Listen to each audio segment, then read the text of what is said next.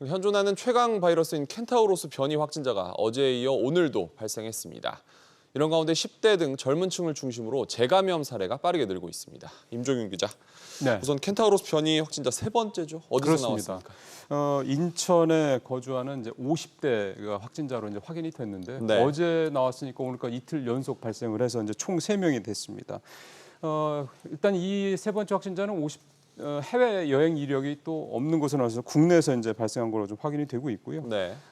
첫 확진자와 마찬가지로 인천에 거주하는 사람이고 17일 날 증상이 나타났고 18일 날 확진 판정이 나왔다. 이게 이제 당국의 설명입니다. 확진자 3명 가운데 2사람이 인천에 산다는 건데 그렇다면 지역사회 전파가 이미 됐다고 볼 수 있을까요? 정부도 그렇게 보고 있었습니다. 오늘 이제 브리핑에서 새 확진자 간의 역학적 관련성은 없는 것으로 파악이 됐다. 이렇게 얘기를 하면서도요. 이미 지역사회를 중심으로 서서히 감염이 확산되고 있다라고 보고 있다. 이렇게 얘기를 했기 때문입니다. 그렇군요. 또 재감염 사례도 빠르게 늘고 있는데 젊은 층을 중심으로 한 움직임이 뚜렷하죠. 그렇습니다.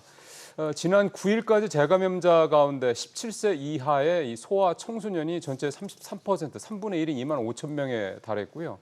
30대 미만까지를 조금 더 확대를 하면 전체 감염자의 절반 이상 52%가 재감염자가 이 30대 이하에서 나온 사람이 됐습니다. 특히 네.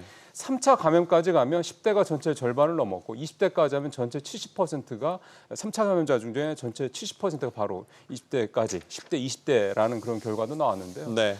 백신 접종률이 이 연령대가 좀 낮죠. 그리고 또 사람 간 접촉도 많고요. 그러다 보니까 젊은 층을 중심으로 신규 확진자는 물론이고 재감염 사례도 이렇게 빠르게 늘고 있다 이렇게 볼 수가 있겠습니다. 네, 4차 접종까지 맞은 조 바이든 미국 대통령도 또 감염이 됐다고 그렇습니다. 하는데 이렇게 되면 백신 무용론이 커질 수밖에 없지 않습니까? 예, 충분히 그런 얘기들이 나올 법합니다. 그래서 국내 재감염 사례를 좀 살펴보니까 7월 둘째 주 기준으로 우리나라 2.8%, 그런데 이제 뉴질랜드는 우리의 2배인 4.9%까지 되고요.